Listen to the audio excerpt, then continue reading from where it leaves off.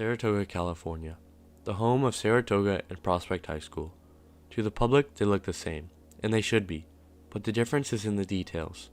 According to U.S. News, Saratoga students have an average 83% proficiency in math, science, and reading, contrasting to Prospect's student average of 53%. Why does this inequality exist in schools that are only 4 miles apart? One major disparity between the two schools is demographics. Prospect has a higher percentage of Black and Hispanic students compared to Saratoga. This difference brings up the main issue of educational inequality regarding race in California. So what exactly is racial inequality in education? Travis Bristol, an associate professor of education at UC Berkeley, explains more. If we look at all of the Black, Latinx, Pacific Islander white students, Asian American students, Southeast Asian students, if I look at all those students the percentage of those students who enter in 9th grade, and then I want to look at and compare the numbers of people who enter to the people who graduate. And if there are any differences between the percentage of people who enter and the percentage of the people who graduate, that is an indication of educational inequality. Educational inequalities in California public schooling have been driven by race for years, and the roots of it run deep in our system.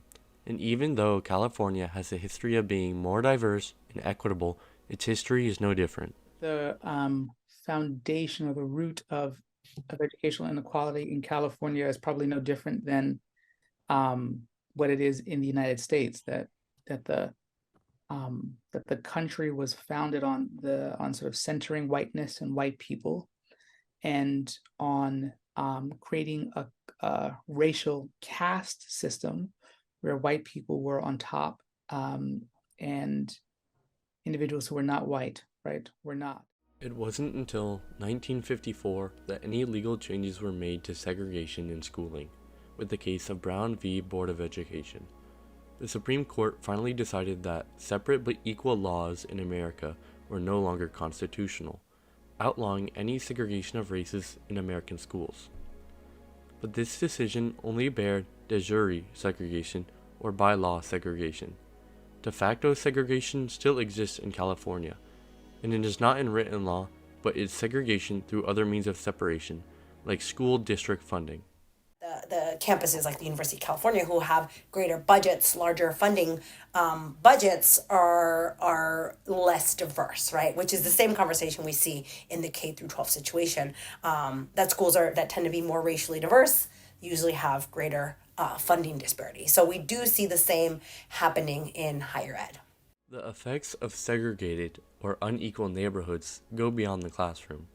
In many education systems, funding for schools is often derived from local property taxes, which can result in significant disparities between affluent and low-income communities. Basic aid, which often includes local property tax revenue, can perpetuate these funding gaps. Affluent areas with higher property values may have more resources to fund schools, while economically disadvantaged areas struggle with limited resources. As shown in the graph, schools with higher minority percentage have a lower proficiency rate. Segregated schools and segregated neighborhoods are overwhelmed by the challenges of students who live in neighborhoods where there's more pollution, more asthma, less access to healthy food, less access to early childhood care and after-school programs. This difference in funding is again found locally with the comparison of income in neighboring communities. According to U.S. News, only 5% of Saratoga High School students are economically disadvantaged. However, Prospect is home to a striking 44% of students who face economic disadvantages. Despite these challenges, nonprofit programs like the Education Trust West are combating the inequalities that exist in our education systems around the country. Their goal is educational justice and closing the achievement and opportunity gap from preschool through college. Engaging in organizations like this one is a step forward in changing the narrative, policy, and practice. Check out their website, west.edtrust.org, to learn more about what you can do to combat this issue. As we celebrate the diversity that defines California, The journey towards racial equality in education begins with each one of us. Join the pursuit to empower communities and create a future where every education system uplifts every student regardless of their background. Only through collective action can we truly bridge the gap and build a brighter future for all.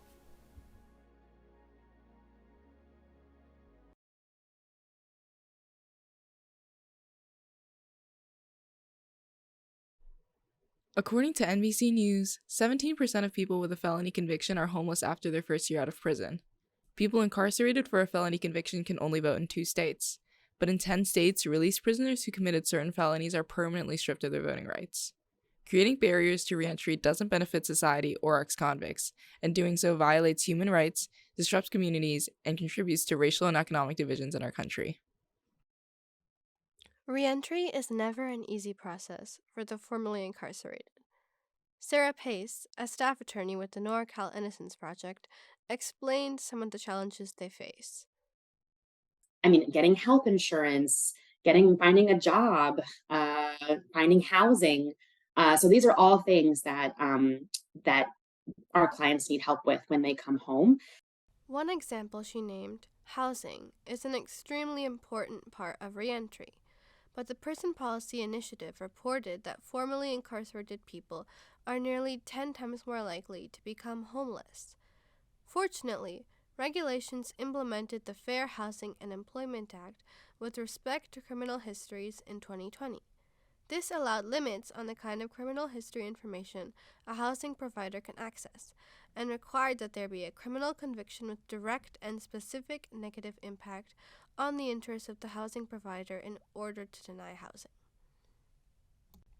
Another important part of reentry is finding employment. Getting a job, which is often the first step for formerly incarcerated people to find housing, get health insurance, etc., is often made more difficult for people with felony convictions.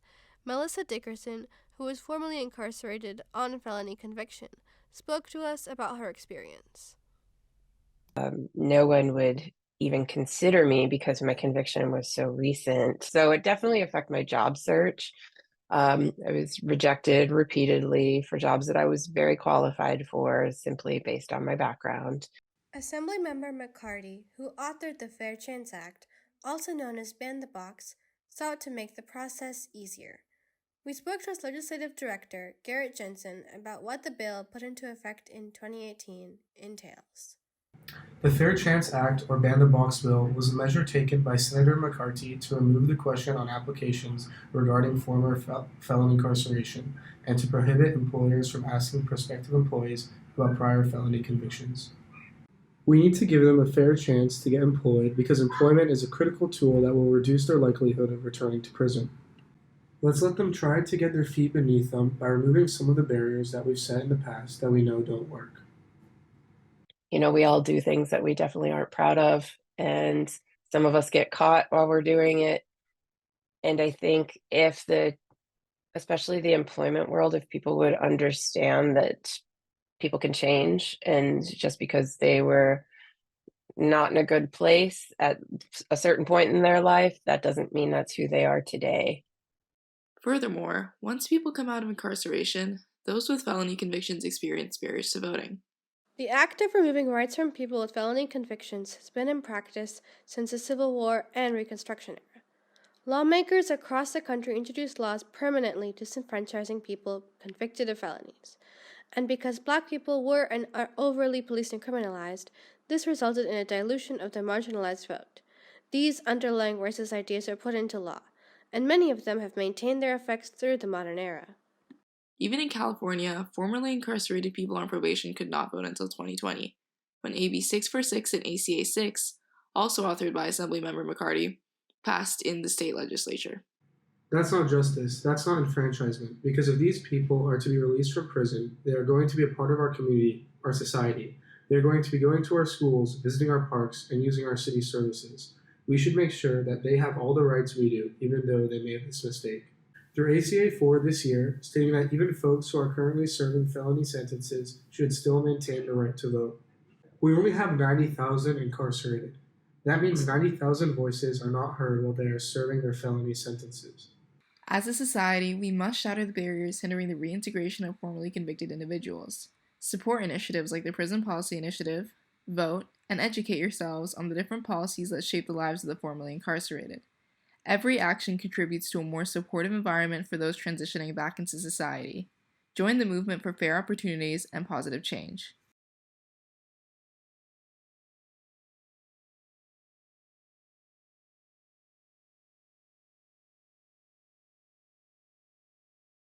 Female athletes, constantly breaking the barriers, jumping the hurdles, and pushing down the obstacles preventing them from reaching their full potential. With new legislation, we have the option of creating a more equitable space for these perseverant women, but it could also build yet another obstacle of discrimination for them to push past. Name, image, and likeness. NIL deals first came into play in February of 2019, when the Fair Pay to Play Act was introduced by Senator Nancy Skinner, giving college athletes in California the right to earn compensation from their personal brand. With this new source of payment for college athletes, a familiar inequality crept back into the spotlight: the gap between pay of men and women. Gender inequality has always existed. Until the late 19th century, a lot of the ban on women doing public activities or voting or going to school was seen in religious terms. It was sinful. Then it became a medical argument. Women were too weak, they were hysterical, they were frail. By World War II, with the men drafted and gone, it was okay for women to take masculine jobs, work in factories, be Rosie the Riveter, and also play professional baseball because the guys were drafted. Female sports began to grow, and in 1972, the rise in women's rights movements and women's sports led to President Nixon passing Title IX of the Civil Rights Act, saying educational institutes may not discriminate in any activity on the basis of sex. Before Title IX, the treatment of women was almost non-existent and horrific. Most schools had almost no sports teams for women. Title IX created more opportunities for women, as well as a legal path towards equal treatment. With the introduction of NIL deals, athletes are now able to earn money and gear for promoting companies and brands. And I also have an Instagram account that's like running specific, and it's called The Running Rats. So I do that with 4 of my teammates, and we just signed a deal with Quick Trip. NIL deals can also create strong relationships and mentorships between athletes and companies to help athletes in the future. You're getting money, which is like a benefit, but Quick Trip is more like we're here to support you as a person. If you have any questions about like marketing or internships or jobs with Quick Trip. NIL deals have been hugely beneficial for many female student athletes, but legally are a gray area because they cannot always be covered by Title IX, since schools aren't always involved with NIL deals. The first Title IX case to go after name, image, and likeness, NIL, opportunities and income is, I believe, the case we just filed against the University of Oregon. The school is going to likely argue, that's not us, that's third parties, and you can't hold us accountable for that. And we think we can. Open Doors, one of the top NIL platforms, reported that in 2023, men made up about 61% of college athletes, while women made up the other 39%. In compensation, however, men received 77.1%, while women only made 22.9%. When football was removed from that data set, men made up 40% of college athletes and women made up 60%. But men's sports still received greater compensation, with 57.7% compared to women's sports receiving 42.3%. Additionally, out of the top 100 highest paid athletes with NIL deals, On3 reports that only 7 are female. Often women athletes who sign NIL deals are dismissed or marginalized or further othered for, as journalists would describe, signing NIL deals for physical appearance, which is not the case. That's just a trap that journalists often fall into when describing women athletes as a way to diminish their athletic achievements.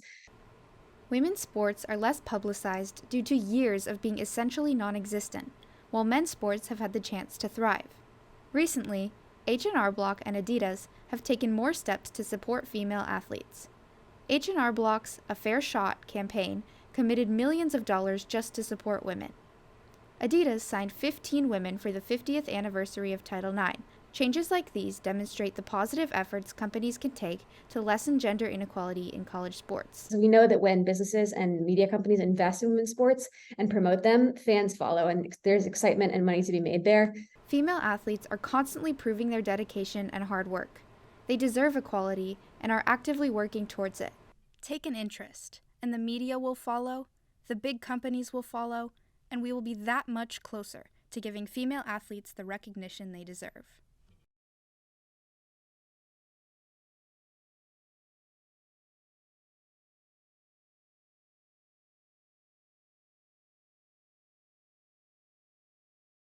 "2022 is considered an average year for land loss due to wildfires. It ranked 11th amongst the years 2000 to 2022 in total acres burned. However, as the earth gets hotter, more and more dry areas are left vulnerable to destruction. Due to climate change, humans have increased carbon dioxide concentrations by 50%, which means that they are 150% higher than they were in 1750. The increase in carbon dioxide has raised average global temperatures. 2022 was the 6th warmest year since 1880, and the 10 warmest years since 1880 have all occurred since 2010. In general, there's pretty much a linear relationship with increase in the duration, the frequency, and the intensity of wildfires. So it's closely tied to climate change. Wildfires require the alignment of a number of factors, including temperature, humidity, and the lack of moisture in fuels, such as trees, shrubs, and grasses. All these factors have strong ties to climate change. Climate change can make environments more susceptible to burning. Increasing severe heat and drought due to climate change can fuel wildfires. Hotter temperatures evaporate more moisture from soil and vegetation, drying out trees, shrubs, and grasses, and turning leaf litter and fallen branches into kindling flames. As the level of carbon dioxide in the atmosphere increases as a result of global warming, temperatures rise and land dries out faster. The water levels in lakes and smaller bodies of water decrease, and because of the drier environment, wildfires start much easier. While 85% of wildfires are caused by humans, 15% are caused naturally. The most common type of natural fire starter that you would see is lightning. And it's not uncommon for us to get a lightning storm where we see multiple different lightning strikes that start multiple different fires. In addition, wind causes fires to become much larger than they originally were and causes them to spread to other areas. What does happen with wind is it can carry embers, which the embers come through the smoke, right? And they can start more fires ahead of the fire that you already have or in other places. Wildfires have always been a problem in the United States. They ravaged the country through the 20th century due to climate change similar to what is happening now. They had video cameras at their house and they watched the fire coming towards their house. And at a certain point, the communication went dead. See online and through social media, and that's when they found out that their house was gone. From 1901 to 1999, the average temperature increased 1.2 to 1.8 degrees Fahrenheit each year. This led to several droughts throughout the nation and much drier land. Because of this, several small wildfires started all over the country. The Great Fire of 1910 was the pivotal disaster that forced the people to push for wildfire reforms in the United States. Small fires developed into a massive wildfire on August 20th, when hurricane winds caused the small flames to burst into large ones and more land caught on fire. Over 3 million acres burned and 85 lives were lost. Wildfires have a significant impact on our future. Many places hit by wildfires might not recover, and it is hard to determine whether the damage will be permanent or not. The smoke from wildfires can linger, and it can lead to severe health issues. We do think that persistent and episodic exposures probably do have chronic impacts on lung function, cognitive function, cardiovascular health. But what we understand a lot better is that the day that you're exposed to wildfire smoke and in the coming week or so, your health is at risk. Research without a doubt has shown that when you inhale smoke, there will be an increase in emergency room visits and hospitalizations for respiratory disorders. It's all about that education and taking the time to make sure that you and your family are prepared. The many efforts to combat wildfires and climate change in general have been determined and ongoing.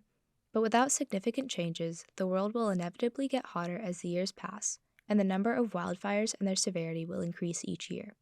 However, we can change that. Using alternative travel such as walking, biking, carpooling, or using public transportation for daily travel, turning off lights that are not in use, and decreasing plastic use can help reduce communities' carbon dioxide emissions and gradually decrease global warming. We must do our part to slow down this battle with global warming and in turn prevent the destruction caused by wildfires.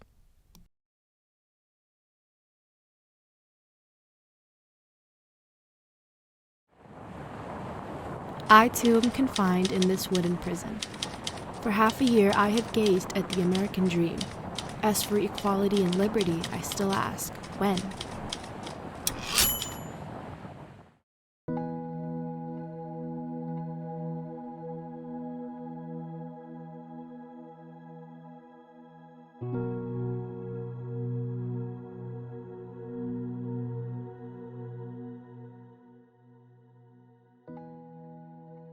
Across the shores of San Francisco, the memories of immigrants who passed through the walls of Angel Island live on through the immortal poetry and stories manifested from their agonizing time at the immigration station.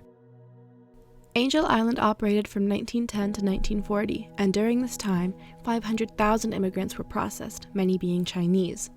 They were subjected to discriminatory measures, enduring brutal interrogations and unjustified physical exams that they were not accustomed to. Unfortunately, this is the dark truth that plagues the United States legal immigration system. Immigrants wait in a never-ending line to enter the United States, labeled as a promised land for the fulfillment of dreams and a lifetime of opportunities and freedom. There are several thorns within the immigration process that cause it to be dysfunctional in some places. Some obstacles include immigration caps, known as per-country limits. According to the Immigration and Nationality Act, these only allow 7% of immigrants from each country to enter the United States. A wide spectrum of work visas help give immigration opportunities to foreigners with different skill sets, such as artists or entertainers, registered nurses who will work in health shortage areas, and temporary agricultural workers. While the immigration system is severely flawed, immigrant lawyers and attorneys work to fight the battle for immigrants to come to the United States smoothly. The system that we have in the United States really makes it tough for immigrants who don't have status. So access to good paying jobs for those who are undocumented, they're not able to have work authorization in the United States. So a lot of the work is under the table cash jobs, don't have benefits, that don't have good working conditions, that don't pay a lot. And, living in California, one of the most expensive regions in the country, is very difficult for immigrant families to be able to thrive. Flaws in the system are not the only thing that obstruct prospective immigrants from entering the country. Negative stereotypes rooted into society, both subtle and blatant, play a large role in the difficulty of obtaining legal immigration status. Well, I am an immigrant from Laos. My family and I came to America when I was 10 years old. We moved because we didn't feel safe living under the communist regime. Well, before we got to the U.S., we lived in the Thailand refugee camp for 2 years. We live in a small hut. It feels like living in a village. Food was scarce. The only way for us to survive was basically to provide useful services in exchange for food and other necessity. From my experience, we were there for 2 years, so it seems like it was forever because we didn't know what our future was going to be like. I just remember we just keep waiting and waiting, and my parents would check on to see when they would call our names for us to come to the America. And my whole family was excited, especially my parents, because they know that we would be raised in a country where there's freedom and opportunity for learning and just a country where we can work and live without having to be living in an oppressed government. Millions of people around the world seek the agency and freedoms that come with living in America and eventually becoming an American citizen. We enjoy luxuries and human rights that are absent or contested in other countries. The impartialness against immigrants has translated into modern-day society. Immigrants are forced to play a waiting game while trying to acquire a legal immigration status. And even when they finally pass the treacherous system, they are welcomed with unfair narratives rooted into the justice system. Ultimately, it's up to the American people to decipher and push against harmful narratives far from the truth. It is possible to do so by contacting your representatives, as this is a federal issue that you can have an impact on. Making an attempt to learn more about why people come to America, as well as the struggles they face. We want you to close your eyes. No, like really, close them. Imagine a bee flying around in its natural habitat and buzzing from flower to flower. Now, open your eyes. Is this the bee you were imagining? The honeybee, carrying the entire enrichment of the ecosystem on its back, right? The prodigy of the pollinators, right? Right? Wrong! What you're looking at isn't even from the US. It's the European honeybee, which migrated to America in 1622 with European settlers. To gain more insight, we interviewed UC Berkeley professor and notable author Gordon Franke, who has committed the past 40 years of his life to study these little insects. Well, we brought the darn thing here, and we thought it would be helpful. Economic reasons why we brought it here. It changed all of our agriculture. We became dependent upon it because we could manage it. We could put it into boxes. We could pretty much move the boxes around. And as America grew as a nation, our dependence on honeybees grew too. They became the base of the country's agriculture for centuries, committing themselves to pollinating 1 in every 3 mouthfuls of food we consume. But in the 1980s, the bee population started to decline.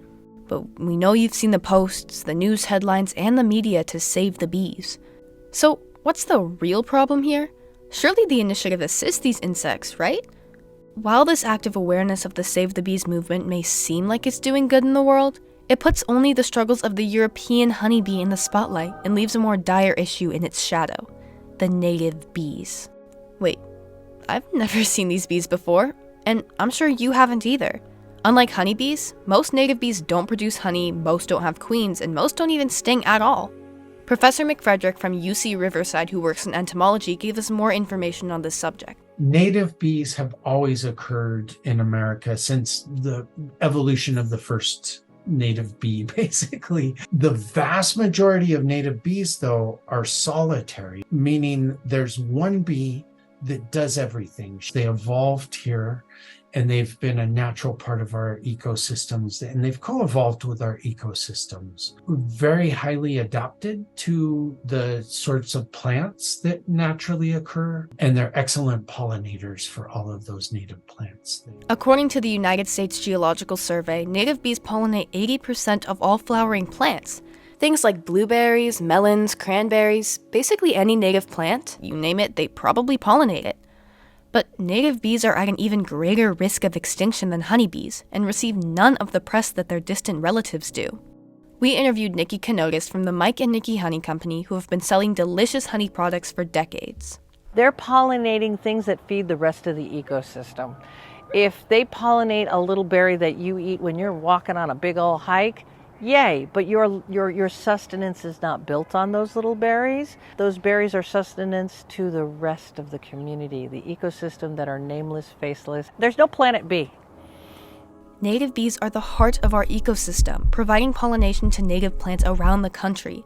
So let's have a conversation about conservation. While it's absolutely valid and absolutely necessary to study honeybee health, that is not conservation, because conservation is the practice of protecting our natural resources, right? And we shouldn't talk about honeybee conservation. We should talk about and focus on native bee conservation. The sustenance of our entire ecosystem relies heavily on the irreplaceable contribution of native bees. Without their pollination, countless plants face extinction, risking the survival of wildlife that depends on these plants. This domino effect has the potential to lead to widespread global devastation, casting a dark shadow over the fate of all living beings. Since humans are responsible for this decline, it's necessary that native bees are acknowledged for their crucial role in nature. They've experienced the same decline as honeybees, but without the voice they deserve. Luckily, there's a lot of stuff you can do to help preserve the native bee population. Don't use pesticides. Everything we do to sequester carbon, lower our carbon footprints, these are the things that help those pollinators. When it comes to buying plants for your garden, consider blue and purple flowers to attract native bees. In the delicate balance of our ecosystem, the native bee's struggle echoes urgently, a silent call for preservation overlooked in the broader buzz of conservation. A vital reminder to widen our focus and protect these essential pollinators for their future and yours.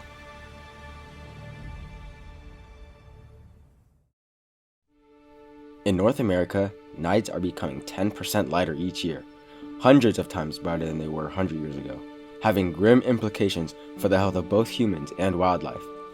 To unpack the consequences of a bright night sky, we interviewed Jane Mio, a freelance environmentalist on light pollution. Light pollution is the robbery of the dark sky.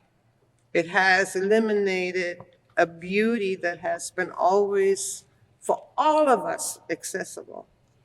And it now has become a story of the past. Light pollution, the excessive artificial lighting produced by humans that disrupts the natural darkness of nature, was initiated by the invention of the light bulb around the Second Industrial Revolution. The cost of artificial lighting rapidly declined and lights became increasingly commonplace. Despite the widely accepted assumption that lights guarantee protection among cities, this misunderstood environmental matter amplifies the degradation of human health and presents significant dangers to natural ecosystems and organisms.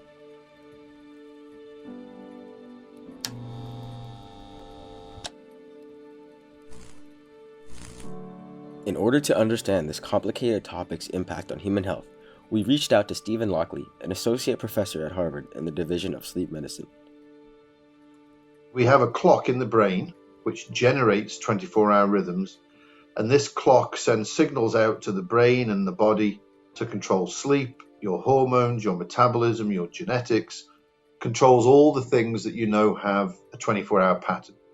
So light pollution would be light at night that is confusing the clock because light's occurring at the wrong time, and that shifts rhythms and gets you out of sync with the real world. One of the first short-term effects of light at night is an impact on sleep, and that has consequences on learning and attention and mood. Over time, people who don't sleep enough have a higher risk of heart disease, of diabetes, and importantly, depression and anxiety. The impact of light at night and device use on sleep is one of the reasons we think that there's an increase in mental health issues among teenagers. Light pollution harms a wide variety of wildlife by disrupting navigation, predation, sleep cycles, foraging instincts, reproduction, and other habits that species rely on for their survival. To expand on this, we interviewed Andy Kraish, the Vice President of Dark Sky International Santa Cruz chapter, a worldwide organization leading the fight for darker skies. Birds migrate at night. They use the stars, the movement of the stars over the course of the night to find their way. They'll use the moonlight. Some of them might even be tuned into the Earth's magnetic field. A lot of this stuff we don't even understand, right? 9/11 was this great tragedy where a lot of people lost their lives. And so we want to pay tribute to these people who lost their lives unnecessarily. So what do? We shine these bright, bright lights that mimic the footprints of the Twin Towers in New York City. That's right around the peak of the fall migration season when birds are trying to fly south. This disrupts their ability because this will exhaust these birds and they won't make it to where they go. So it's the ultimate irony to me. We're trying to pay tribute to people who lost their lives by killing another species. Literally killing another species. So far, only 19 U.S. states have put in real legislation regarding light pollution, but individuals have the power to regulate their own impact. First of all, think about your own light environment. What lights do you have in the bedroom? How often are you using your phone in the bedroom? How dim is the light? How red orange looking is the light? What exterior lighting do you have on your house? Is that light pointing to the sky and polluting the sky so we can't see the stars? Or is it shining onto plants that then are going to grow at the wrong time of year? And so you can think about, do I really need this light on? Does it really need to be that bright? And am I pointing the light in the right direction if I'm thinking about external lighting? If enough people support and actively participate in the fight against light pollution, we can work to secure a darker planet and a brighter future.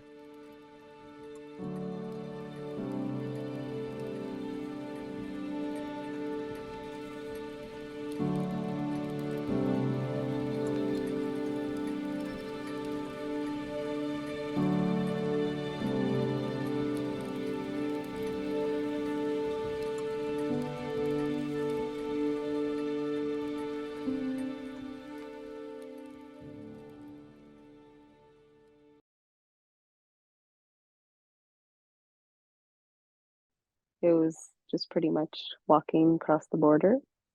It wasn't like a actual legal process like nowadays.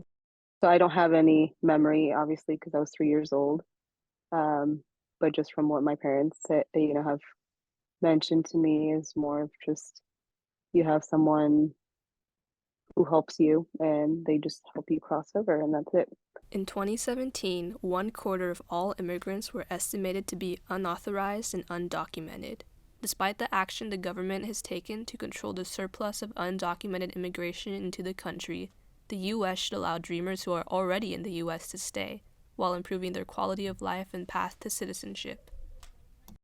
So a dreamer, they came here very young. A lot of the times, they were so young, maybe 3 or 4, possibly younger, and they didn't know. They came of age here in the United States, and so they have no status, legal status. So they don't have any kind of legal permanent residency, nothing to protect them from being removed from the United States, unless you are have what's called Deferred Action for Childhood Arrival Status, DACA. And that is something that can be, you have to qualify for it and renew your status every 2 years. And with that petition, if you will, you file work authorization that allows, if you're old enough to work, and you'll also receive what is similar to a Social Security number that allows you to work legally in the United States. In the fear that immigrants will take over the nation, Americans made bills that would limit the amount of immigration. The Chinese Exclusion Act of 1882 was the first federal law against immigrants that restricted the number of migration into America.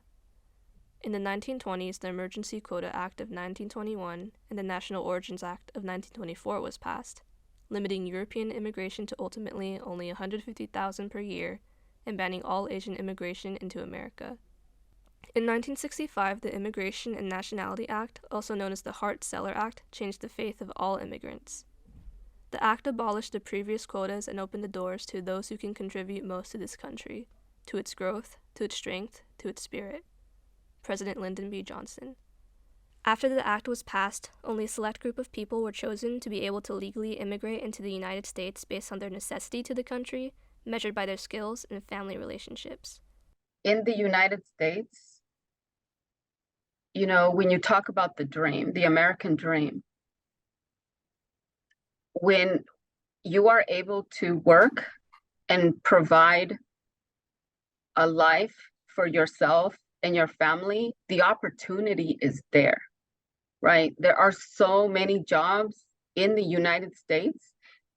And when you go out into the community, there's someone that needs help, I always see these signs, hiring, we're hiring. So nobody's taking the jobs, people want to hire people. And I think that as an employer, they want to hire people that want to work. Immigration as a whole is an integral part of American culture and society. Yet even when it is such a heavy part in our country, there are still problems with our regulations of immigration. Undocumented immigration, while there is much to fix, is being addressed by modern presidents continuously in recent years, and generally the process is improving. The real issue is how illegal immigrants are treated and viewed once in the United States. The growing feeling of resentment towards undocumented immigrants and the idea that they are taking our jobs is not backed on valid evidence or statistics. America is a country of immigrants and should remain as such for every generation of immigrants to come. At times it takes one person to kind of ruin the reputation of all immigrants, which kind of sucks. So I only hope that one day they can become resident holders and then ultimately U.S. citizens. I think it's just learning the proper channels of how to influence Congress and get a bill passed so that something can happen, because the system is so broken, and people just need an opportunity.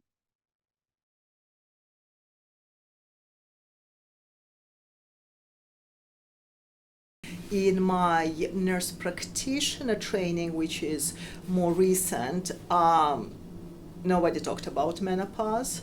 At 12 months old, babies start talking. At 5 years old, they start following rules and telling stories. At 13 years old, a girl receives her first period, signaling her fertility. All are developmental milestones that are celebrated because they mean that a child is on track and healthy. However, the script is flipped for aging women when they reach menopause. It's really traumatic for women because it's the end of their childbearing years, and our culture was and still is so focused on women having babies that kind of ended many women's value to society. Due to ageism and sexism, menopause is often not adequately treated, understood, or accepted by society and the women experiencing it. Menopause, a pause, not an end. We tell a woman that she is menopausal when it has been 12 months since her last menstrual period. So it's kind of tricky to figure out when you're actually in menopause or perimenopause. So for me, it was, mood swings, hot flashes, weight gain, right? In fact, I was probably eating less and running more and just, gain some weight. And just not feeling like myself. And society in the past was not really set up for older women. When I talk to my physician colleagues, I do hear that they might have like one lecture. Even for OBGYNs, it is basically not something. Primary care physicians should be able to handle this. But it did fall on OBGYNs because it became a women's issue. And the biggest problem with having it all on OBGYNs is that they aren't trained to do all the primary care things. And so if a woman is only focusing on that, she may be missing lots of other issues. According to the National Library of Medicine, several studies have shown that women are largely underrepresented in medical research. Across 86 randomized control trials from 8 different medical journals, female representation was at just 37%. And only 3 acknowledging this lack of diversity. The lack of support for menopause from healthcare providers pushes women to search for other sources of information.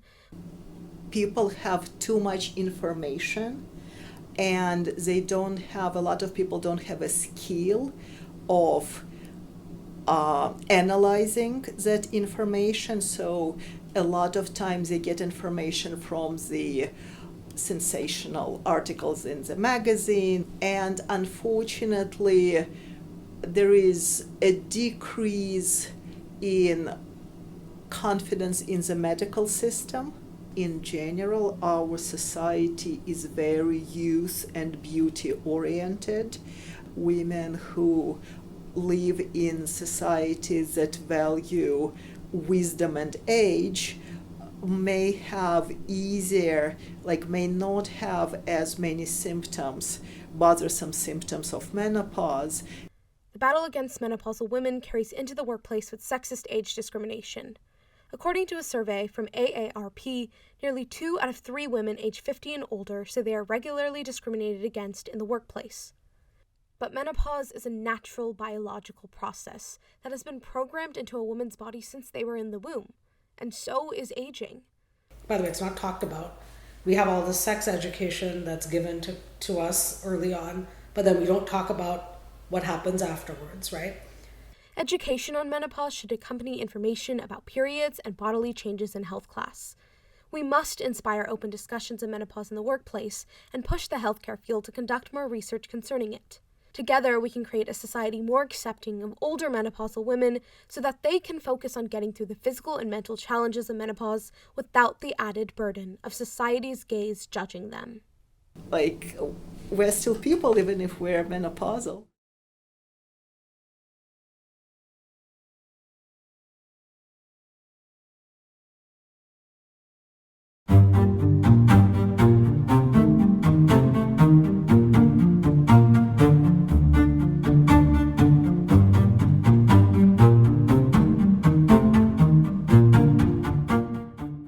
Racism and anti-Blackness have penetrated every system and institution, including our education system here in the United States. So where students of color have not received a lot of equitable learning opportunities.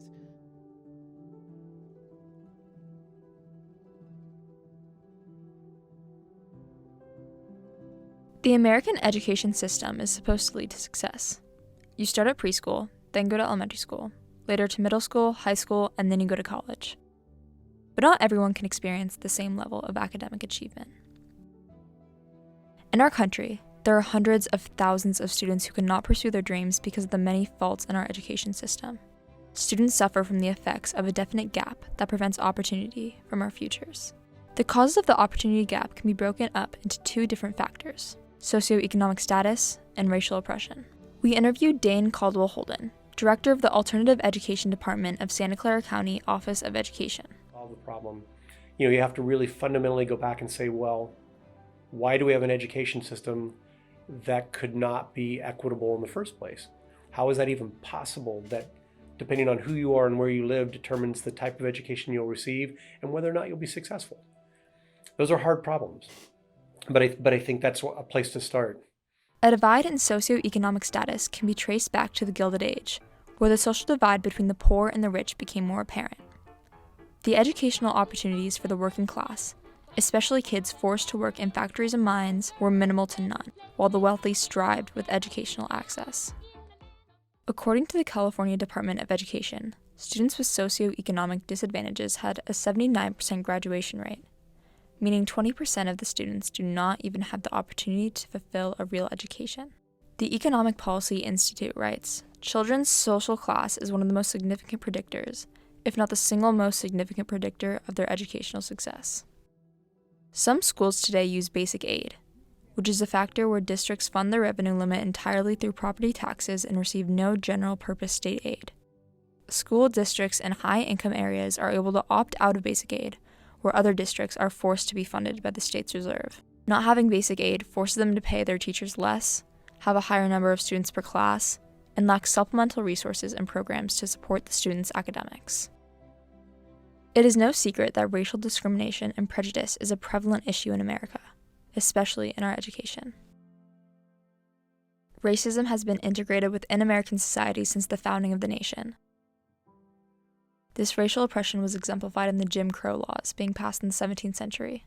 The laws prohibited African Americans from reaching a high level of education due to the lack of public schools made available for them. The effects of this legislation widened the gap between the two racial groups, further strictening African Americans into a system of flawed education. We interviewed Dr. Gomez about these deeply ingrained racial obstacles in American education. But it is a systemic issue, and so those policies that are in place, even when they mean to do well, they're kind of what is it, slapping lipstick on a pig? It's still a pig, and so they're not really making the fundamental changes because they're not willing to make the fundamental changes. According to the National Center for Educational Statistics, African Americans and Native Americans have the lowest graduation rates at 81% and 75%, where white and Asian Americans have the highest at 90% and 93%. This gap systematically constricts people of color from achieving the same opportunities as their peers. Students deserve to have the resources to prosper in their academic careers. They deserve a support system and community to take care of them through their ups and downs. They deserve good teachers who will teach them values that will stick with them for the rest of their lives. In order to allow students to reach their full potential, we have to allow acts in our legislatures to pass through voting. From a parcel tax, which funds K-12 public education and community facilities districts, to advocating for all schools to allow basic aid, our voice has the power to amplify and make major decisions. Educating people who are old enough to vote about these issues can help push voting, allowing kids to truly prosper, and maybe, one day, breaking the gap.